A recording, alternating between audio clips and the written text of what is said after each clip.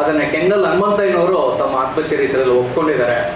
ನನ್ನಲ್ಲಿ ಏನೂ ವೀಕ್ನೆಸ್ ಇರಲಿಲ್ಲ, ಹೆಣ್ಣಿನ ಒಂದು ವೀಕ್ನೆಸ್ಸು ನನಗಿತ್ತು ಅಂತ.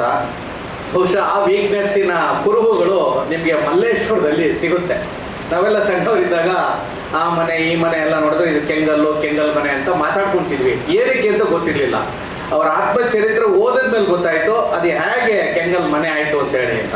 ಅಂದರೆ ಸಾಕಷ್ಟು ಜನ ಫಲಾನುಭವಿಗಳು ಕೆಂಗಲ್ರವರಿಂದ ಒಳ್ಳೊಳ್ಳೆಯ ಸೈಟ್ಗಳನ್ನು ಪಡ್ಕೊಂಡಿರೋದು ಕೂಡ ಇದೆ ಅಂತ ಧೈರ್ಯವಾಗಿ ಹೇಳ್ಬೋದು. ಯಾಕೆಂದರೆ ಅವರು ಆತ್ಮಚರಿತ್ರೆಯಲ್ಲಿ ಬರೀದ ಹೋಗಿದ್ರೆ ಇದನ್ನು ಹೇಳೋ ಅವಶ್ಯಕತೆ ಇರಲಿಲ್ಲ. ಅವರೇ ಬರ್ಕೊಂಡಿರೋದ್ರಿಂದ ಮತ್ತು ಅದರ ಫಲಾನುಭವಿಗಳನ್ನು ನಾವು ಸಣ್ಣ ವಯಸ್ಸಿನ ನಾವು ಮನೆಗಳನ್ನ ನೋಡಿರೋದ್ರಿಂದ ಇದನ್ನು ಹೇಳ್ಬೋದು.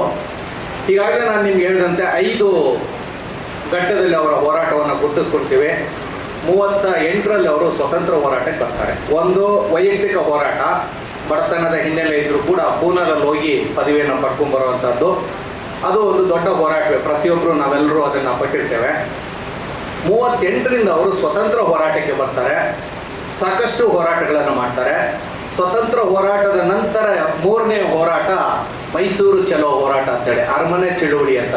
ಬಹಳ ಮುಖ್ಯವಾಗಿ ನಾವು ಇವತ್ತು ಇಡೀ ದೇಶದ ಎಲ್ಲ ಪ್ರಜೆಗಳು ಕೂಡ ಕೆಂಗಲ್ ಹನುಮಂತಯ್ಯನವರನ್ನು ಬೇರೆ ಬೇರೆ ಕಾರಣಕ್ಕೆ ನೆನೆಸ್ಕೊಂಡ್ರೆ, ಇವತ್ತು ಅಖಂಡ ಭಾರತ ಏನಾದರೂ ಉಳಿದಿದೆ, ಭಾರತ ಛಿದ್ರ ಆಗಿಲ್ಲ ಅಂತ ಏನಾದರೂ ಹೇಳೋದಾದರೆ ಅದಕ್ಕೆ ಕೆಂಗಲ್ರವರ ಕಾಣಿಕೆ ಅಪಾರವಾಗಿದೆ ಅನ್ನೋದನ್ನು ಅವರ ಅರಮನೆ ಚಳುವಳಿ 1947 ಸೆಪ್ಟೆಂಬರ್ 1ನೇ ತಾರೀಕು ಅರಮನೆ ಚಳುವಳಿ ಅಂತ ಮಾಡ್ತಾರೆ.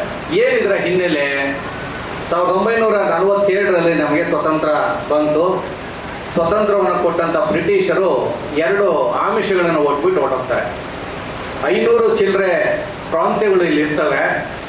ಅವರು ಯಾರು ಬೇಕಾದರೂ ಭಾರತ ಒಕ್ಕೂಟದ ಜೊತೆ ಬೇಕಾದರೂ ಸೇರ್ಕೋಬೋದು ಅಥವಾ ಪಾಕಿಸ್ತಾನದ ಜೊತೆ ಬೇಕಾದರೂ ಸೇರ್ಕೋಬೋದು ಅಂತೇಳಿ ಬ್ರಿಟಿಷರು ಒಡೆದಾಳುವ ನೀತಿಯನ್ನು ಬೀಜವನ್ನು ಬಿತ್ತುಬಿಟ್ಟು ಹೊರಟೋಗ್ತಾರೆ. ಆಗ ಇಲ್ಲಿದ್ದಂಥ 500 ಚಿಲ್ಲರೆ ಸಂಸ್ಥಾನದ ಕೆಲವು ರಾಜರುಗಳಲ್ಲಿ ದುರಾಸೆ ಬಂದ್ಬಿಡುತ್ತೆ. ನಾವು ಭಾರತದ ಒಕ್ಕೂಟದ ಜೊತೆ ಸೇರೋದು ಬೇಡ, ನಾವು ಪಾಕಿಸ್ತಾನದ ಜೊತೆ ಹೋಗೋಣ ಅಂತೇಳಿ ಅದರ ನೇತೃತ್ವವನ್ನು ಹೈದರಾಬಾದಿನ ನಿಜಾಮ ವಹಿಸ್ಕೊಡ್ತಾನೆ. ಅವನಿಗೆ ಬೆಂಬಲವಾಗಿ ಜುನಾಗಢದ ನವಾಬ ಸೇರ್ಕೊಡ್ತಾನೆ. ಹೀಗಾಗಿ 8 ಜನ ಸೇರಿದಾಗ ಅವನು ನಾನು ಭಾರತದ ಒಕ್ಕೂಟದ ಜೊತೆ ಸೇರಲ್ಲ ಅಂತೇಳಿ ಹಠ ಹಿಡಿದು ಕೂತ್ಕೊಳ್ತಾನೆ. ಅವನಿಗೆ ಇನ್ನೊಂದು ಬಲ ಬರುತ್ತೆ.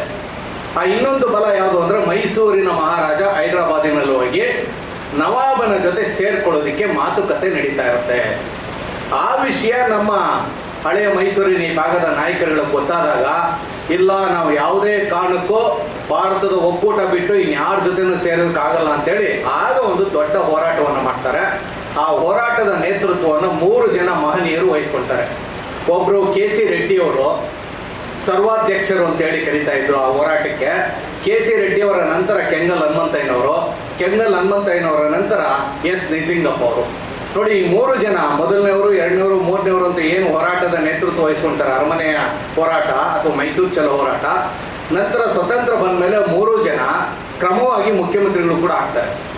ಆವತ್ತೇನಾದರೂ ಮೈಸೂರು ಚಳುವಳಿ ನಡೆದೇ ಹೋಗಿದ್ರೆ, ಇವತ್ತು ನಾವು ಮೈಸೂರಿಗೆ ಹೋದರೆ ರಾಮಸ್ವಾಮಿ ವೃತ್ತ ಅಂತ ಹೇಳ್ತೀವಿ. ಒಬ್ಬ ವಿದ್ಯಾರ್ಥಿ ಗುಂಡಿಗೆ ಬಲಿ ಆಗ್ತಾನೆ, ರಾಮನಗರದಲ್ಲಿ ಸಾಕಷ್ಟು ಜನ ಗುಂಡಿಗೆ ಬಲಿ ಆಗ್ತಾರೆ, ಹತ್ತತ್ರ ಒಂದು 25 ಜನ ಹುತಾತ್ಮರಾಗ್ತಾರೆ.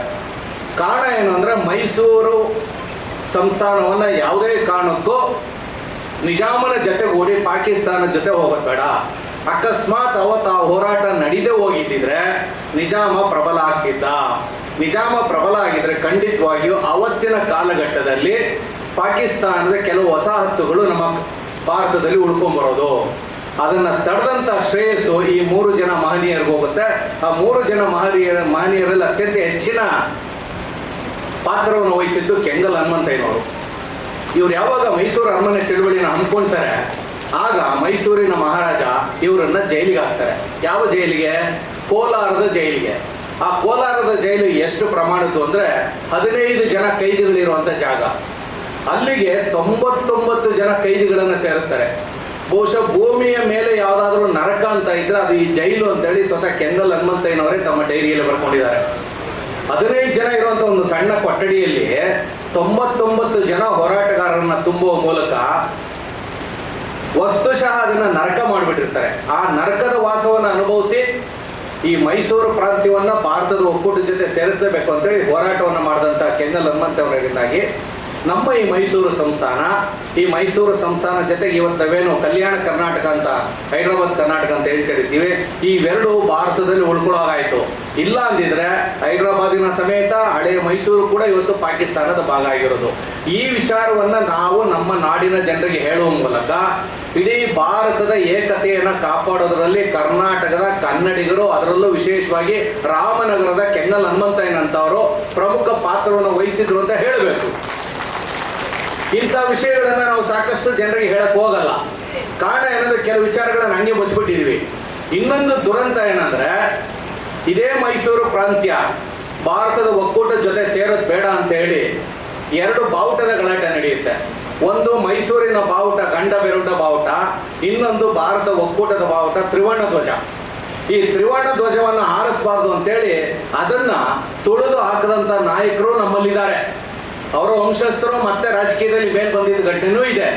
ಇಲ್ಲ, ತ್ರಿವರ್ಣ ಧ್ವಜ ಹಾರಲೇಬೇಕು ಅಂತ ಹೇಳಿದಂತ ಕೆಂಗಲ್ ಹನುಮಂತಯ್ಯನಂತವರು ನಮ್ಮ ಜೊತೆ ಇದ್ರು. ಜೊತೆಗೆ ಅವ್ರು ಇದಕ್ಕೋಸ್ಕರ ತಮ್ಮ ಮುಖ್ಯಮಂತ್ರಿ ಪದವಿಯನ್ನು ಕಳ್ಕೊಂಡ್ರು. ಈ ಎಲ್ಲವೂ ಕೂಡ ನಾವು ರಾಜಕೀಯ ಘಟನೆಗಳನ್ನು ಅವಲೋಕನೆ ಮಾಡಿದಾಗ ಇವೆಲ್ಲವೂ ಗೊತ್ತಾಗುತ್ತೆ. ತನಗೋಸ್ಕರ ಯಾರು ಪ್ರಾಣವನ್ನು ಕೊಡ್ತಾರೆ ಅವ್ರಿಗೆ ಏನನ್ನೂ ಕೊಡುವಂತ ಗುಣವನ್ನು ಈ ಮಣ್ಣು ಹೊಂದಿಲ್ಲ. ಈ ಇತಿಹಾಸದಲ್ಲಿ ನಮಗೆ ಗೊತ್ತಾಗುತ್ತೆ. ಇದನ್ನು ಅರ್ಥಂತ ಕೆಂಗಲ್ ಹನುಮಂತಯ್ಯನವರು ರಾಜೀನಾಮೆ ಕೊಟ್ಟು ತಮ್ಮ ಮುಖ್ಯಮಂತ್ರಿ ಪದವಿಗೆ ಮತ್ತೆ ಕೇಂದ್ರದತ್ತ ಹೋಗ್ತಾರೆ. ಬಹುಶಃ ಕೇಂದ್ರದಲ್ಲಿ ಕೆಂಗಲ್ ಹನುಮಂತಯ್ಯನವರ ಸಾಧನೆ ಅಪಾರವಾಗಿದೆ. ಎಲ್ಲರೂ ಬಹುತೇಕ ಹೇಳೋದು ಇನ್ ಟೈಮಲ್ಲಿ ರೈಲ್ವೆ ನಮ್ಮ ದೇಶದಲ್ಲಿ ಚಾಲನೆ ಮಾಡ್ತಿತ್ತು ಅಂತೇಳಿ. ಅದಕ್ಕಿಂತ ಬಹಳ ಮುಖ್ಯವಾಗಿ ಇಡೀ ಭಾರತ ಸರ್ಕಾರದ ಬಹುತೇಕ 1 ಕೋಟಿ ಸರ್ಕಾರಿ ನೌಕರರಿದ್ದಾರೆ. ಅವರಿಗೆ ಒಂದು ಕೋಡ್ ಆಫ್ ಕಂಡಕ್ಟ್, ಒಂದು ಗೈಡ್ಲೈನ್ಸ್, ಆಡಳಿತ ಯಾವ ರೀತಿ ಮಾಡಬೇಕು ಅನ್ನೋದ್ರ ಬಗ್ಗೆ ಕೇಂದ್ರ ಸರ್ಕಾರದ ಮೊದಲ ಸಮಿತಿ ಅಧ್ಯಕ್ಷರಾಗಿದ್ದವರು ಕೆಂಗಲ್ ಹನುಮಂತಯ್ಯನವರು. ಬಹುಶಃ ಅವರ ನಂತರ ಆ ಸ್ಥಾನವನ್ನು ತುಂಬಿದಂಥವರು ಕರ್ನಾಟಕದ ವೀರಪ್ಪ ಮೊಯ್ಲಿ ಅವರು.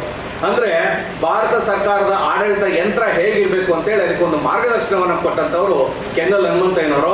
ಇವತ್ತಿಗೂ ಕೂಡ ಉತ್ತರ ಭಾರತದಲ್ಲಿ ಈ ಬಗ್ಗೆ ಬಹುತೇಕ ನಿವೃತ್ತ ಅಧಿಕಾರಿಗಳು ಕೆಂಗಲ್ ಹನುಮಂತಯ್ಯನವ್ರನ್ನ ಸದಾಕಾಲ ನೆನೆಸ್ಕೊಳ್ತಾರೆ. ಆದರೆ ನಮ್ಮಲ್ಲಿ ಏನೋ ಗೊತ್ತಿಲ್ಲ, ಕೆಂಗಲ್ ಹನುಮಂತಯ್ಯನವ್ರನ್ನ 1978ರ ಚುನಾವಣೆಯಲ್ಲಿ ಸೋಲಿಸಿ ಮನೆ ಕಳಿಸಿದ್ರು. 78ರಲ್ಲಿ ಸೋತಂತ ಕೆಂಗಲ್ ಹನುಮಂತಯ್ಯನವರು ಅದೇ ಕೊರಗಿನಲ್ಲಿ 1980 ಡಿಸೆಂಬರ್ 1ನೇ ತಾರೀಕು ತಮ್ಮ ಅಂತಿಮ ದಿನಗಳನ್ನು ಕಳೆದುಬಿಟ್ರು. ಇಂಥ ಕೆಂಗಲ್ ಹನುಮಂತಯ್ಯನವ್ರ ಬಗ್ಗೆ ಅವರ ಒಂದು ಪ್ರತಿಮೆಯನ್ನು ವಿಧಾನಸೌಧದ ಆವರಣದಲ್ಲಿ ಇಡಬೇಕು ಅಂತೇಳಿ ನಾವೆಲ್ಲ ಅವಾಗ ಕಾಲೇಜಿನ ಮಕ್ಕಳು ಹೋರಾಟವನ್ನು ಮಾಡಿದಾಗ ಅಲ್ಲಿಯೂ ಕೂಡ ಅವ್ರಿಗೆ ಅವಮಾನ ಆಯಿತು. ಹೇಗೆ ಅಂತ ಹೇಳಿದ್ರೆ, ಕೆಂಗಲ್ ಹನುಮಂತಯ್ಯನವರ ಪ್ರತಿಮೆಯನ್ನು ವಿಧಾನಸೌಧದ ಮುಂಭಾಗ ಇಡೋದು ಪದ್ಧತಿ. ಎಲ್ಲ ಕಡೆನೂ ಪಾರ್ಲಿಮೆಂಟಿಗೆ ಹೋಗಿ ನೀವೆಲ್ಲೇ ಹೋಗಿ ಪ್ರಮುಖವಾದಂಥ ನಾಯಕರ ಪ್ರತಿಮೆಗಳನ್ನು ಮುಂಭಾಗ ಇಡ್ತಾರೆ. ಆದರೆ 1983-85ರಲ್ಲಿ ಪಿತೂರಿ ಮಾಡಿ ಅವರ ವಿಗ್ರಹವನ್ನು ವಿಧಾನಸೌಧದ ಹಿಂಭಾಗದಲ್ಲಿಟ್ಟರು. ಹಿತ್ಲಲ್ಲಿ ಯಾವತ್ತೂ ಕೂಡ ವಿಗ್ರಹಗಳನ್ನ ಇಡೋದಿಲ್ಲ. ಅದೊಂದು ಕೆಟ್ಟ ಪರಂಪರೆ. ಈಗಲೂ ಆ ಪರಂಪರೆ ನಿಲ್ಲಬೇಕು ಅಂದರೆ ಕೆಂಗಲ್ ಹನುಮಂತಯ್ಯನವರ ಬಗ್ಗೆ ಯಾರ್ಯಾರಿಗೆ ಅಭಿಮಾನ ಇದೆ ನಾವೆಲ್ಲರೂ ಕೂಡ ಆ ವಿಗ್ರಹವನ್ನು ಆದಷ್ಟು ಮುಂದಕ್ಕೆ ಸ್ಥಳಾಂತರ ಮಾಡಿ ಅಂತೇಳಿ ಹೋರಾಟ ಮಾಡಲೇಬೇಕು. ಇಲ್ಲಾಂದ್ರೆ ಈ ಕೆಟ್ಟ ಪರಂಪರೆ ದುಡಿದವನು ಹಿಂದೆ ದುಡಿದವರು ಮುಂದೆ ಅನ್ನೋದು ಇದೆಯಲ್ಲ, ಇದು ಬಹಳ ದೊಡ್ಡ ತಪ್ಪು. ಇದು